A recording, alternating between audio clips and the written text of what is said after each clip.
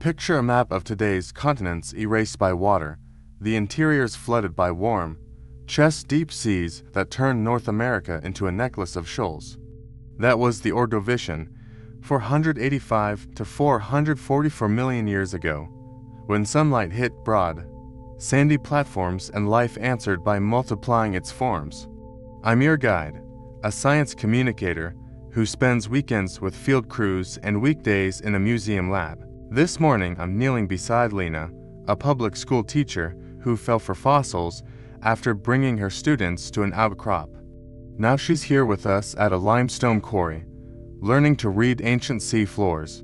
She brushes a slab and a pattern blooms, rows of tiny pits, a lacework colony of bryozoans, one of the reef makers of this age. People picture reefs as coral cities with parrotfish and turtles. But reef is really an economy of construction. Any organism that builds hard surfaces for others to live on counts. In the Ordovician, that economy scaled up. Bryozoans cemented themselves to shells. Sponges rose as chimneys. Early corals knitted frames, and lime-secreting microbes filled the gaps. Together they made breakwaters that calmed waves and created nurseries. If the Cambrian was a dizzying inventor's fair, the Ordovician was city planning, streets, plazas, and high-rises of habitat. Paleontologists call the surge the Great Ordovician Biodiversification Event, or GOBE. Food webs sprouted new branches everywhere. On gentle sea floors, trilobites crawled like armored vacuum cleaners. Above them floated plankton, and between the clouds and the bottom swam the rulers of the day. Straight-shelled nautiloids up to the length of a car. They were cephalopods, kin to modern squids and nautiluses, with gas-filled chambers to dial buoyancy and forward-facing eyes to hunt by sight in clear water. When they cruised over a reef valley, smaller animals tucked in. Even the sediment shows it. Burrows intersecting like footpaths, feeding traces curving where a hunter's shadow passed. That's the first trick the Ordovician teaches Lena. Scale is a story. A rock that looks blank at arm's length explodes into architecture at 10 times magnification. And once you see that architecture, you can follow energy where currents slowed, where nutrients accumulated, where life solved problems by building. Every fossil is a verb. A brachiopod shell says anchored. A crinoid column says reaching. A trilobite mold says grown. Half an hour in, Lena lifts a triangular piece and gasps. It's a trilobite eye, each lens a tiny bead of calcite, the whole surface staring back across the eons. In most animals, lenses are protein, soft and invisible in the fossil record. Trilobites used mineral lenses that fossilize like beadwork, and their vision turned reefs into galleries of angles and edges. I used to think eyes were just eyes, she says, but these made the world readable. I tell her that readable oceans rewarded attention. Filter feeders brachiopods, bivalves, graptolites drifting like pencil scratches in the plankton sifted the water, clarifying it, which in turn let sight hunters thrive. Reefs baffle waves. Waves oxygenate water. Oxygen powers mussels. Mussels build predators. Feedback loops turn sunlight and carbonate mud into complexity you could stack in a shoebox and still not fit. When I was a graduate student, I tried to memorize the names, until a diver friend gave better advice. Learn what each mouth wants. A crinoid wants snow marine snow of flakes and crumbs. A nautiloid wants shadows that move wrong. A trilobite wants a thin film of edible dust. Once you know those hungers, the reef stops being a list and becomes theater. At our feet, the stage is set in cross-section. Here's a knobbly sponge. Here a tabulate coral with walls like honeycomb. Here a mat of bryozoans whose zooids lived in boxy apartments and waved ciliated fans from their doorways. None of these buildings were planned, yet together they engineered the shelf into a mosaic of microclimates. That word engineered makes Lena smile because she teaches 8th grade design. She draws a quick diagram in her notebook: barrier, lagoon, patch reef, channel. So, the reef is a machine for making opportunity, she says. Natural selection loves a corner, because corners multiply choices, and by the middle Ordovician, the sea was all corners. In Utah's House Range, the limestone reads like a travelogue of that sea, with quiet mud interrupted by storm beds or shell hash piled like gravel after a hurricane. In Morocco, the anti-atlas yields giant orthicone nautiloids, their chambers spiraling like telescopes through time. Different places, same story. Wind shelves are broad and shallow. Life builds up from flatness into relief, and relief creates niches. We pack our samples, and I tuck the trilobite eye into a foam cell so it won't rattle. As we head for the trucks, Lena looks back at the clean wall of rock and says she can almost hear surf. She's not wrong. The Cory face is a frozen shoreline, and the buzz you hear in your head is billions of sieves at work. The shelf breath through them, each tiny mouth sifting plankton and returning it clear so. By lunchtime, the Cory heat shimmers, but in our heads the sea is bright and cool, a street map of currents and shadows. Lena sketches as I talk through the cast, bryozoans and corals building ridges, sponges filtering, crinoids lifting feathery arms into flow, brachiopods clamping like little drawbridges when silt drifts by. Above the rooftops of the reef glide orthicone nautiloids, jetting with quiet pulses, steering by tiny fins, eyes fixed forward. In their wake trail schools of jawless fish, armored in pebbly plates, the first vertebrates testing what a backbone can do. They are not yet fast, but they are patient, and patience is a weapon in clear water.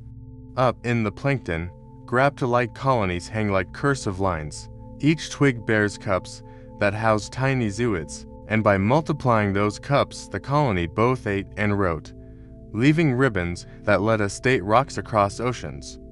If you have ever used a subway system, you know the trick. Once the lines connect, the city shrinks. Biostratigraphy did that for the Ordovician world, tying Ohio to Wales to Morocco with the same fossil signals. Another clock ticks in the rock-thin gray sheets of ancient ash. Volcanoes from rising island arcs blew glass into the sea. The shards settled as bentonite layers that we can radiometrically date. Timestamps slipped between chapters of the reef. So, we can say not just what lived here, but when storms hit, when sea level climbed, when it fell. Lena asks why the water was so shallow for so long. I tell her about continents rafting under different suns. Laurentia, the core of North America, sat near the tropics. Sea level stood high, and the continent's middle sagged into broad embayments that invited the ocean in. With warm climates and low relief, rivers delivered carbonate ingredients rather than sand and clay, and muds hardened into limestone stacked like sheets. That platform stability built predictability into the ecosystem, and predictability is the scaffolding of complexity. The longer a habitat repeats its patterns, the more gears evolve to mesh with them. On a day like this, you feel that clockwork everywhere. A trilobite trackway curves, stops, and doubles back, perhaps to mold under the shelter of a sponge. A crinoid stem breaks cleanly where muscles once held plates together. A brachiopod shell shows a drill hole at its margin, a predator's patient rasp leaving geometry in bone. Even the way fossils crowd together is telling. Patch reefs create oases, and oases demand traffic rules. Organisms partition space by size and timing. Night belongs to tentacles, day to eyes. In the lab we test these stories with thin sections polished to light. Under the microscope, a stromatoporoid wall looks like stacked pastry, and the pores between layers mark where water flowed. In reef channels those pores trend one way, on the back reef they trend another. Structure remembers current the way tree rings remember seasons. To make this stick, I ask Lena to pick a citizen and narrate its shift through a day. She chooses a crinoid because its parts are so tidy in the rock. She imagines dawn, arms unfurl, tube feet bead with glue, a snow of particles begins. Midday, fishes pass and the animal flexes, lowering its crown. A nautiloid glides across the far end of the street like a patrol car. Evening, the flow slackens, the crown tilts to capture what little arrives. A crab-like arthropod noses in, and the crinoid lifts away, detaching and crawling a few body lengths to better flow. Yes, I say, They could move when they had to. Reefs fix things, but they also loosen them. Mobility is another kind of engineering. Across the quarry someone calls, and we walk over to see a shale parting loaded with paper-thin shells. They are orthids, a common brachiopod group, and they lie convex up like a field of umbrellas after a gust. That pose means a current flipped them and left them. Stack a few events like that and you have a history of storms. When we teach, we sometimes worry that facts will feel random. So, we lean on characters. Today the characters earn their names. Lena's crinoid is not cartoonish. It is a mouth with decisions to make. My nautiloid is not a monster. It is a set of valves and optics run by a brain the size of a lemon, yet good enough to solve a maze of light. The more we stick to what bodies can do, the more vivid the scene becomes. And then there is sound. I ask Lena to close her eyes and listen. She hears wind in cottonwoods, trucks on a county road, a crow. Now swap them, waves slap on reef rim, hiss of sand moving, the soft pop of a siphon closing. That imagined noise floor matters, because it reminds us this was a living city. Cities leave trash. Here the trash is exquisite molts, shells, spicules, spines each telling on the others. Nothing about this place says fragile, yet it was. Complexity can look invincible right up to the moment the rules change. Balance, though, can fail when slow clocks slip out of step. In the late afternoon, we drive a dirt road to a road cut that shows the Ordovician's last act. The wall starts as pale limestone, passes abruptly into a thin pebbly layer, then turns dark. It is the record of water pulled away and then poured back into the basin. I tell Lena that far to the south, the continent Gondwana wandered over the pole. I screw on land, locking seawater, and global sea level fell across the shelves. Shallow seas like the one that built our quarry drain from their edges, stranding reefs. It is hard to picture because the phrase Ice Age suggests slowness to most people. But to a creature tuned to a tide, the shoreline's retreat was a cliff of missing tomorrows. Wave-baffling walls became islands, lagoons stiffened. Filter feeders sat in water to still. The water was too salty, or simply gone. Trilobites found themselves stranded on plains. Nautiloids lost their boulevards. Colder winds shifted ocean chemistry and stirred the deep. Circulation carried nutrients that in places sparked blooms, then stole oxygen when blooms died. Stress arrived in pulses, and many lineages blinked out from the fossil record. By the end of the Ordovician, one of Earth's great mass extinctions had cut the sea's fabric. The pattern matters, habitat loss from falling seas, followed by a rebound toward warmth. This warmth likely left many basins oxygen poor, worsening the crisis for marine life. In some sections, you can point to both shocks recorded in the sedimentary layers. Aboard hard ground is capped by cracked surfaces of dryness, then black shale of low oxygen. The last stage has a name, Hernantian. The breathless water has a name, anoxia. Lena hears something simpler. Rules change faster than the gears could retool to survive. We sit on the tailgate and watch swallows flick shadows across the road-cut wall. She asks how we know ice in a tropical time far back in Earth history. I tell her about African rock scratched by ancient glaciers and about drop stones in mud. These drop stones fell from melting ice into quiet mud on the seafloor. I tell her about oxygen isotopes in continent teeth that record temperature changes, and about ash beds that pin those isotope signals to a precise geological calendar. What came next? She asks, leaning forward to hear the rest of the story. Life recovered, but not by rewinding the old forms and structures of the reefs. Many trilobite families never returned. Some reef styles vanished completely from the oceans. In the Silurian, new reefs rose built by corals and stromatoporoids together.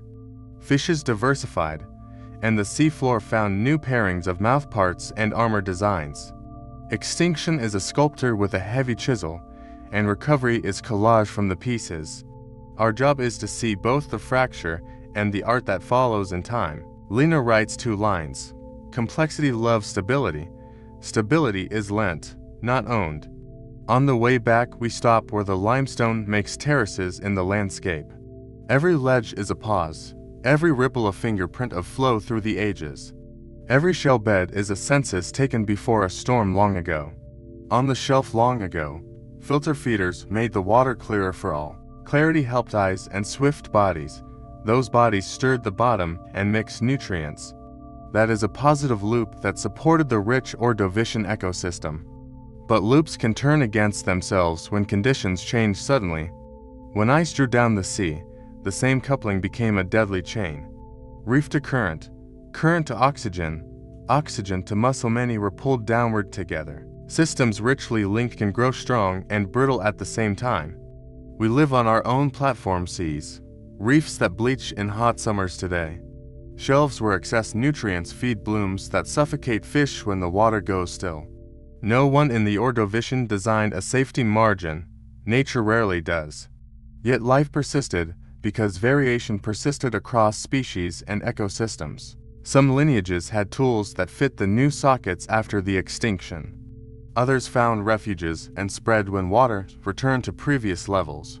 In recovery, luck and flexibility traveled together as survival strategies. In the museum, I keep a drawer labeled Ordovician Small Things for visitors. It holds conidant elements like glassy rice grains and a sliver of reef rock. This reef piece's pores still point seaward after hundreds of millions of years. There is also a nautiloid septum thin as a leaf, delicate but intact. When school groups visit, I pass them around and ask for one rule to remember. I will remember that oceans can be cities, a kid says with excitement. I will remember that many small mouths make clarity, says another student. Then someone says the line that closes our day perfectly. What is built can be unbuilt, but knowing the plans helps you build better next time. Lena smiles, because her students are builders in her design class.